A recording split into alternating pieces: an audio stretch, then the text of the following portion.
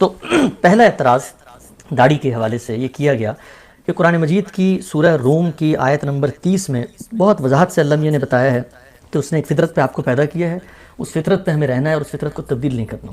انسان کی داڑھی نکلتی ہے، یہ ایک فطری امر ہے، تو داڑھی منڈوانا در حقیقت اس آیت کی خلاف ورزی ہے۔ کیسے دیکھتے ہیں اس کو؟ میں اس سے پہلے یہ عرض کر دوں کہ یہ سوال بہت اچھا سوال ہے، کیونکہ اس میں مجھے یہ موقع ملے گا کہ میں آپ کو یہ بتا سکوں کہ میرے سامنے جب کوئی مسئلہ تحقیق کے لیے آتا ہے تو میں کس طرح سے اس کو اپروچ کرتا ہوں۔ اس میں دو رائے نہیں ہو سکتی کہ ہمارے پاس اللہ کی کتاب قرآن مجید موجود ہے۔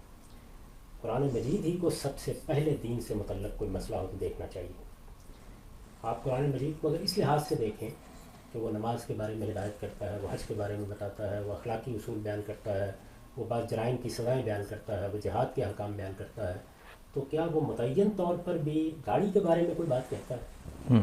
تو آپ شروع سے لے کے آخر تک اس کو پڑھ جائیے، آپ کو اس میں کوئی ادنا چیز بھی ایسی نہیں ہے۔ یعنی جہاں وہ اخلاقی احکام بیان کر رہا ہے، مثلا سورہ بنی اسرائیل میں جہاں وہ ان چیزوں کو بیان کر رہا ہے کہ جو دین کی بنیاد قرار پا گئی ہیں، ان میں ایمانیات بھی ہے، ان میں اخلاقیات بھی ہیں، وہاں بھی اس کا کوئی ذکر نہیں ملے گا۔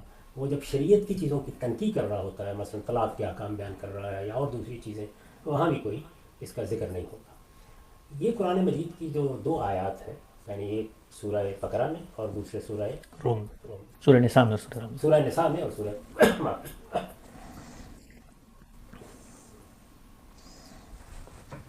ان دونوں آیات میں بہت بڑی حقیقت بیان کی گئی ہے۔ یہ جس پہلو سے لوگوں نے اس کو دیکھ لیا ہے، آپ ذرا غور کیجیے ان کے سیاق و سباق کو سامنے رکھ کے۔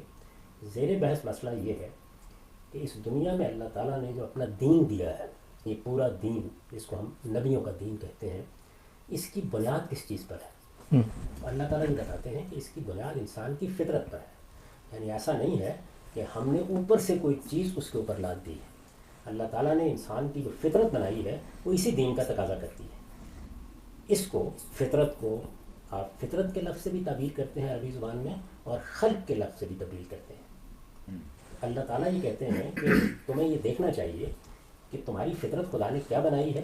اگر تم اپنی فطرت پر ہو تو اصل کے لحاظ سے اپنے دین کے اوپر ہو، اور جو فطرت خدا نے بنائی ہے اگر اس کو تبدیل کرو گے، اس کو مسخ کرو گے، تو اس کا لازمی نتیجہ یہ نکلے گا کہ دین کی اساسات سے محروم ہو جاؤ گے۔ زیر بحث مضمون یہ ہے وہاں، یہ زیر بحث مضمون ٹھیک ہو گیا۔ اور یہ اس پہلو سے زیر بحث آ گیا ہے کہ جس وقت شیطان نے یہ چیلنج کیا کہ میں لوگوں کو گمراہ کروں گا، یعنی مکالمہ ہوا اللہ تعالیٰ کے اور شیطان کے مابین، وہ قرآن مجید میں کئی جگہوں پر بیان ہوا ہے کہ جب اس راندہ درگاہ ہو گیا، جب اس نے سجدہ کرنے سے انکار کر دیا، اللہ تعالیٰ کے سامنے اس نے استکبار اور تمرد اور سرکشی اختیار کی، تو اس موقع پر یہ کہا کہ میں کہاں سے حملہ آور ہوں گا؟ تو اس نے یہ بتایا کہ میں اصل میں وہیں سے حملہ آور ہوں گا جہاں سے لوگ اللہ کی بنائی ہوئی فطرت سے انحراف کے راستے کھولیں گے، اور یہ راستے میں بھی کھولوں گا۔ اب یہ سمجھنے کی ضرورت ہے کہ انسان کی وہ فطرت کیا ہے جس پر پورا کا پورا دین مبنی ہے۔ تو اگر آپ اس کے اندر اتر کر دیکھیں تو آپ کو یہ معلوم ہوگا کہ ہماری فطرت میں یہ چیز رکھی گئی ہے کہ اس کائنات کا ایک پروردگار ہونا چاہیے۔ اس کو قرآن مجید نے دوسری جگہ کھولا ہے، سورہ اعراف میں بتایا ہے کہ میں نے تو تم سے عہد لیا تھا، الست کا عہد، اور یہ الست کا عہد ہے کہ جس کی بنیاد پر میں قیامت میں تمہیں مواخذے کے لیے کھڑا کروں گا۔ میں پوچھوں گا اس موقع کے اوپر کہ میں نے تو تمہاری فطرت میں یہ چیز ڈال دی تھی۔ اسی طرح تمام اخلاقیات اللہ تعالیٰ نے انسان کی فطرت میں رکھی، یعنی ان کی بنیادیں اندر موجود ہیں، وہ انہیں بنیاد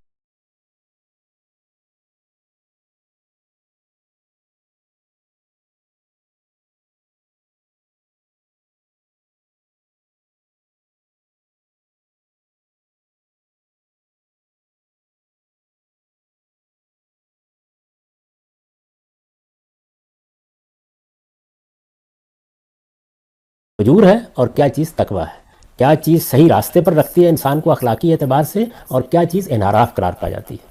اب آپ اس زاویے کے ساتھ دین کے پورے کنٹینٹ اور مشمولات کا جائزہ لیں تو ایک طرف توحید یہ فطرت کا تقاضا ہے، شرک یہ فطرت سے انحراف ہے، دوسری جانب تمام اخلاقی تطہیر کی چیزیں، یعنی یہ بات کہ ہم فواحش سے اجتناب کریں، یہ بات کہ ہم کسی کی حق تلفی نہ کریں، یہ بات کہ ہم کسی کے خلاف زیادتی نہ کریں، یہ بات کہ ہم کسی کو اللہ تعالیٰ کے مقابل میں اس کا شریک نہ ٹھہرائیں، یہ بات کہ ہم اپنی طرف سے دین بنا کے پیش نہ کریں۔ تو اخلاقیات کی جتنی بنیادیں ہیں اگر آپ غور کر کے دیکھیں تو وہ سب کی سب ہماری فطرت پر مبنی ہیں، اور قرآن مجید نے اس کا اثبات بھی فطرت سے کیا ہے۔ یہ بتایا ہے کہ تم ذرا یہ دیکھو کہ یہ تو تم کہتے ہو نا کہ میں دوسروں کو کم تول کے دے دوں گا، کبھی خود بھی کم تلوانے کے لیے گئے ہو؟ یعنی تمہاری فطرت اس کو قبول کرتی ہے، تم چوری کر لیتے ہو، لیکن کیا کبھی ایسا بھی ہوا ہے کہ تم نے یہ خواہش کی ہو کہ کوئی میرے گھر میں آئے چوری کر لے؟ تم لوگوں کو مار دیتے ہو، قتل کرتے ہو، لیکن کبھی خواہش ہوئی دل میں پیدا کہ میرا گلا کاٹ دیا جائے؟ تو اس کا مطلب یہ ہے کہ تمہاری فطرت گواہی دیتی ہے کہ اخلاقی اصول کیا ہے۔ کھانے پینے کی طرف آئیے تو اللہ تعالیٰ نے وہاں طیبات اور خبائث کا فرق کیا اور یہ بتایا کہ انسان اپنی فطرت سے جانتا ہے کہ کیا چیزیں طیب ہیں، کیا چیزیں خبیث ہیں۔ تو یہ وہ فطرت ہے جو اللہ تعالیٰ نے انسان کی بنائی ہے، یعنی انسان کو کیسے پیدا کیا ہے، کن چیزوں کا شعور دے کے پیدا کیا ہے، کیا اخلاقی اساسات اس کے اندر موجود ہیں۔ ان تمام چیزوں کو سامنے رکھ کر اللہ تعالیٰ یہ بیان کر رہے ہیں اس سورہ روم میں کہ انسان کو اس فطرت کو تبدیل نہیں کرنا چاہیے۔ لا تبدیل لخلق اللہ، یعنی یہ اللہ کی بنائی ہوئی فطرت ہے، اس کے اندر تبدیلی نہیں آنی چاہیے۔ اب ظاہر ہے کہ اس کے کچھ ضمنی اور طبعی مفہوم بھی ہیں، مثلا یہ کہ آپ کو اللہ تعالیٰ نے مرد بنایا ہے، آپ عورت بننے کی کوشش نہ کریں، آپ کو عورت بنایا ہے تو مرد بننے کی کوشش نہ کریں۔ اللہ تعالیٰ نے بہت سے جبلی تقاضوں کے لیے فطری راستے رکھے ہیں، تو آپ دوسرے انحرافات اختیار نہ کریں۔ تو یہ اس کا وسیع تر پہلو ہے۔ اچھا، اسی طرح سے جو اللہ تعالیٰ نے انسان کے اندر ضروریات کی طلب رکھی ہے، زینتوں کی طلب رکھی ہے، اس میں بھی دین کے احکام واضح کیے ہیں۔ یہ بتایا ہے کہ اس میں یہ مطالبہ نہیں ہے کہ تم ان سب چیزوں کو چھوڑ دو، بلکہ تم سے اعتدال کا تقاضا کیا گیا ہے۔ تو یہ اعتدال کیا ہے؟ یہ وہی فطرت ہے۔ جس وقت کوئی ایسا تصور آپ پیش کرتے ہیں کہ یہ مایا کا جال ہے، اس دنیا کو آپ چھوڑ دیجئے، اس سے زہد اختیار کریں، اس کو چھوڑ کر آپ جنگلوں میں چلے جائیں، رہبانیت اختیار کر لیں، تو یہ گویا فطرت سے انحراف۔ اللہ تعالیٰ نے جو نظم اس دنیا میں قائم کیا ہے، جس کے تحت وہ بچوں کو پیدا کرتا ہے، تو اس میں خاندان بنے گا، اس خاندان کے بندہ ان کی ضرورتوں کو کیا جائے گا، اس میں کچھ محرمات قائم کی جائیں گی۔ تو یہ کیا ہے؟ یہ وہ فطرت ہے۔ آپ اس کو چھوڑ کر یہ فیصلہ کر لیں کہ میں تو جنگل میں بیٹھوں گا اور وہاں جا کے مجرد زندگی بسر کروں گا، نہ میں بیوی گھر میں لاؤں گا، نہ میں گھر بساؤں گا، تو یہ گویا فطرت سے انحراف ہوگا۔ تو اللہ تعالیٰ نے جو انسان کی فطرت بنائی ہے، وہی اصل میں پورے دین کی بنیاد ہے۔ تو اس میں یہ بات بیان کی گئی ہے۔ اب اس کا اطلاق اس چیز کے اوپر کرنا کہ اللہ تعالیٰ نے مردوں کے چہرے پر بال اگائے ہیں، مردوں کے سر پر بھی بال اگائے ہیں، مونچھوں میں بھی بال اگائے ہیں، اللہ تعالیٰ نے بعض اور دوسری جگہوں پر بھی بال اگائے ہیں، تو آپ تطہیر کے تقاضوں سے، طہارت کے تقاضوں سے، صفائی کے تقاضوں سے، تزئین کے تقاضوں سے ان سب میں تصرفات کرتے ہیں۔ ایسا تو نہیں کیا گیا نا کہ اللہ تعالیٰ نے بال اگا دیے تو اب سر کے بالوں کو کینچی نہیں لگائی جائے گی، یہ تو نہیں کرتے۔ تو اس کا مطلب یہ ہے کہ یہ بات غلط سمجھی جا رہی ہے، یعنی جو اللہ تعالیٰ کی بات ہے وہ بڑی غیر معمولی بات ہے، بڑی گہری بات ہے، اس میں دین کے پورے فلسفے کو بیان کر دیا گیا ہے، اس کو سامنے رکھنا چاہیے۔ تو میں آپ کے سامنے وہ آیات رکھ دیتا ہوں، پھر آپ یہ دیکھیے اس میں کس طریقے سے بات اللہ تعالیٰ نے بیان فرمائی۔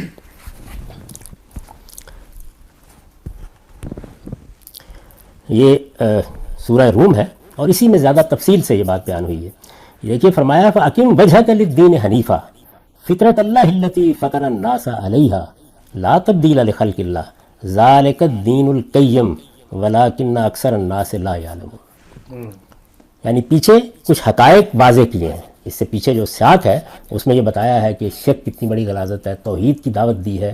یہ سارے حقائق جب واضح ہو گئے تو فرمایا سو ایک خدا کے ہو کر رہو، فَأَقِمْ وَجْهَكَ لِلدِّينِ حَنِيفًا، سو ایک خدا کے ہو کر رہو، تم اپنے باپ ابراہیم کی طرح اب اپنا رخ اس کے دین کی طرف کیے رہو، تم اللہ کی بنائی ہوئی فطرت کی پیروی کرو اے پیغمبر، جس پر اس نے لوگوں کو پیدا کیا ہے۔ اللہ کی بنائی ہوئی اس فطرت میں کوئی تبدیلی نہیں ہو سکتی۔ ٹھیک، یعنی یہ بات ہی دوسری زیر بحث ہے، یہ بالکل دوسری بات ہے جو زیر بحث ہے، یعنی اس میں در حقیقت پورے کے پورے دین کی دعوت دی گئی ہے کہ یہ دین کہیں باہر سے آئی ہوئی چیز نہیں ہے، یہ تم پر کوئی چیز ٹھونسی نہیں جا رہی، یہ تمہاری فطرت کے تقاضے ہیں جن کو شریعت کی صورت دے دی گئی۔ یعنی اس میں اگر ایمانیات ہیں تو فطرت کے اندر ان کی بنیادیں ہیں، اس میں اگر اخلاقی اصول بتائے گئے ہیں تو وہ تمہاری فطرت میں الہام کی ہوئی چیزیں ہیں جن کو نمایاں کیا جا رہا ہے۔ اس میں اگر شریعت کے احکام دیے جا رہے ہیں تو وہی تمہاری فطرت ہے کہ جس کے تقاضوں کو انضباط میں لا کر ایک قانون کی صورت دی جا رہی ہے۔ تو پورے دین کے بارے میں یہ بتایا ہے کہ یہ ایک خدا کا ہو کر رہنا یہ ابراہیم کا طریقہ تھا، تمہیں اپنے دین میں اس ابراہیم کے طریقے کو اختیار کرنا، اپنا رخ اس کے دین کی طرف کیے رہو۔ اور یہ کیا چیز ہے؟ فطرت اللہ التی فطر الناس علیہا، اللہ تعالیٰ نے اس فطرت کے اوپر لوگوں کو پیدا کیا ہے، اس میں کوئی تبدیلی نہیں ہونی چاہیے۔ تو اگر آپ غور کر کے دیکھیں تو یہ اتنی بڑی بات ہے جس کو یہاں بیان کیا گیا ہے۔ میں یہ عرض کر دیتا ہوں کہ میری یہ تفسیر ہے، اس میں میں نے ترجمہ بھی آپ کو سنا دیا، اس کے اوپر جو نوٹ لکھا ہے میں نے وہ یہ ہے، مطلب یہ ہے کہ یہ دین کوئی خارج کی چیز نہیں ہے جو اوپر سے تم پر لادی جا رہی ہے، یہ عین تمہاری فطرت کا ظہور ہے۔ اس سے اختلاف کرو گے تو گویا اپنے ساتھ اختلاف کرو گے. یعنی جب انسان اس دین کو اختیار نہیں کرتا تو وہ مجھ سے، آپ سے، پیغمبروں سے اختلاف نہیں کر رہا ہوتا، اپنی فطرت اپنے آپ سے اختلاف کر رہا ہوتا ہے. مطلب یہ ہے کہ یہ دین کوئی خارج کی چیز نہیں ہے جو اوپر سے تم پر لادی جا رہی ہے، یہ عین تمہاری فطرت کا ظہور ہے. اس سے اختلاف کرو گے تو گویا اپنے ساتھ اختلاف کرو گے اور اپنے ہی باطن میں چھپے ہوئے خزانے سے اپنے آپ کو محروم کر لو. یعنی اگر یہ دین کہتا ہے کہ طیبات کو کھاؤ اور خبائث سے اجتناب کرو، تو تمہاری فطرت تمہیں بتاتی ہے کہ کیا چیز طیب ہے اور کیا خبیث ہے کھانے کے لیے. جہاں غلطی کرتے ہو اللہ کے پیغمبر آ کے متنبع کر دیتے ہیں، تمہارا ہاتھ پکڑ کے تمہیں سیدھے راستے پر چلا دیتے ہیں. تمہاری فطرت بتا رہی ہوتی ہے کہ ایک ہی پروردگار کو ماننا چاہیے، وہی اس کائنات کا خالق ہے، وہی بادشاہ ہے، اس کے ساتھ کوئی اور شریک نہیں ہے. جب تم توہمات میں پڑھ کر شرک اختیار کرتے ہو تو پیغمبر آ کے بتاتے ہیں کہ تم اپنی فطرت سے اختلاف کر رہے ہو. تمہاری فطرت میں شرک کے لیے کوئی استدلال نہیں رکھا گیا. فطرت تو توحید ہی کی گواہی دیتی ہے. اسی طرح سے تمہیں جب تطہیر اخلاق کی چیزیں بتائی جاتی ہیں یا ان کی بنیاد پر کوئی قانون سکھایا جاتا ہے تو اصل میں تمہاری فطرت کے اندر جو اللہ کا الہام ہے یہ اسی کا ظہور ہے. تو کس چیز سے اختلاف کرتے ہو؟ اس پر میرے جلیل القدر استاذ امام امین حسن اصلاحی نے اپنی تفسیر میں جو نوٹ لکھا ہے اس کو بھی میں نے یہاں نقل کیا ہے، آپ وہ بھی سن لیجئے. اس سے واضح ہوا کہ جو فلسفی یہ کہتے ہیں کہ انسان اپنی فطرت کے اعتبار سے ایک صفحہ سادہ اور تمام تر اپنے ماحول کی پیداوار اور عرف و عادت کی مخلوق ہے. یعنی جو فلسفی یہ کہتے ہیں کہ انسان تو بس ایک یوں سمجھ لیجئے کہ سادہ لوح کے طریقے پر پیدا ہوتا ہے، ایسے ہی اس کو پیدا کیا، یعنی مادے کے تعامل نے ایسے ہی اس کو وجود بخشا ہے. وہ ایک ٹیبولا راسا ہے، یعنی ایک سادہ لوح ہے اور تمام تر اپنے ماحول کی پیداوار اور عرف و عادت کی مخلوق ہے. ان کا خیال بالکل غلط ہے. انسان کو اللہ تعالیٰ نے بہترین ساخت اور بہترین فطرت پر پیدا کیا ہے. اس کو خیر و شر اور حق و باطل کی معرفت عطا فرمائی ہے. یعنی یہ لے کے آیا ہے انسان، اور نیکی کو اختیار کرنے اور بدی سے بچنے کا جذبہ بھی اس کے اندر ودیعت فرمایا ہے. لیکن اس کی یہ فطرت حیوانات کی جبلت کی طرح نہیں ہے کہ وہ اس سے انحراف نہ اختیار کر سکے. یعنی ایسا نہیں ہے کہ وہ ایک روبوٹ کی طرح پابند ہے، نہیں، اس کو ارادہ اختیار بھی دیا گیا ہے. تو جس طرح وہ اپنے ارادے اختیار کو باہر کی چیزوں سے متعلق استعمال کرتا ہے، پہاڑ کو کھود ڈالتا ہے، آسمان پر جانے کی تیاریاں کرتا ہے، اسی طرح اپنے فطرت سے بھی انحراف کرتا ہے، بلکہ وہ اپنے اندر اختیار بھی رکھتا ہے. اس وجہ سے بسا اوقات وہ اس دنیا کی محبت اور اپنی خواہشوں کی پیروی میں اس طرح اندھا ہو جاتا ہے کہ حق و باطل کا شعور رکھتے ہوئے نہ صرف یہ کہ باطل کی پیروی کرتا ہے بلکہ باطل کی حمایت میں فلسفے بھی ایجاد کر ڈالتا ہے. تو یہ وہ انحراف ہے. انبیاء علیہم السلام اسی فطرت کی تفصیل کرتے اور اس کے تمام مقتضیات و لوازم کو انسان کے لیے واضح کر دیتے ہیں. یعنی پیغمبر کس لیے آتے ہیں؟ یہ جو آپ کی فطرت ہے آپ کے اندر، یعنی جس میں توحید کا شعور ہے، جس میں اخلاق کی بنیادیں واضح کی گئی ہیں، جس میں طیبات و خبائث کی تمیز دی گئی ہے، وہ اسی فطرت کو اٹھاتے ہیں اور اس فطرت کو اٹھا کے اس کے اندر مزید پاکیزگی پیدا کرتے ہیں، اس کا رخ درست کرتے ہیں اور پھر تمام چیزوں کے بارے میں جہاں غلط فہمی کا امکان ہے اس سے اس کو نکال دیتے ہیں. یہ کیا ہے؟ ذالک الدین القیم، یہی سیدھا دین ہے. اس میں آگے دیکھیے اللہ تعالیٰ نے کیا فرمایا ہے، وَلَٰكِنَّ أَكْثَرَ النَّاسِ لَا يَعْلَمُونَ، لیکن اکثر لوگ جانتے نہیں. یعنی دین کیا ہے؟ سیدھا دین یہ ہے، اپنے انحرافات، اپنے تعصبات، اپنے توہمات، اپنے مذمومات آپ پیدا کر لیں اور اس سے نئے نئے عقائد اور نئے نئے احکام بنا لیں تو یہ اللہ کے دین سے انحراف ہے. تو یہ چیز ہے. قرآن نے ذکر اور ذکرہ کا لفظ اسی پہلو سے اپنے لیے استعمال کیا ہے. یعنی قرآن مجید اس لیے کہتا ہے میں ذکر ہوں، میں ذکرہ ہوں، میں اس فطرت کی یاد دہانی کے لیے آیا ہوں، میں کوئی نئی چیز لے کے نہیں آیا.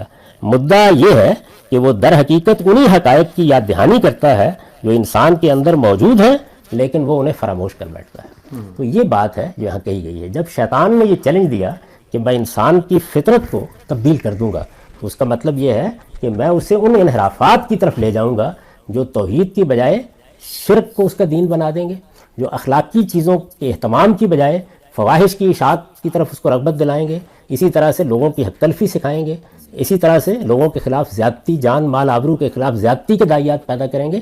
تو یہ پورا دین ہے جس کے بارے میں یہ بات کہی گئی ہے. اس میں ضمنی طور پر اگر کوئی آدمی یہ کہے کہ انسان کو اپنے اس وجود پر بھی غور کرنا چاہیے جو اللہ تعالیٰ نے ایک قالب کی شکل میں اس کو دیا ہے، تو ظاہر ہے کہ اس کو بھی اللہ تعالیٰ نے بہت اختصاص سے بنایا ہے. مجھے مرد بنایا ہے، کسی کو عورت بنایا ہے، ہمارا ایک نظم اجتماعی قائم کیا ہے، ہمارے اندر ایک ریاست کو قائم کرنے کے دائیات دیے ہیں، تو ان کو بھی انسان کو پہچاننا چاہیے اور ان سے انحراف نہیں کرنا چاہیے. تو اس کا اطلاق جن لوگوں نے داڑھی کے اوپر کیا ہے، یہ حقیقت ہے کہ انہوں نے اس آیت کی تصغیر کی ہے.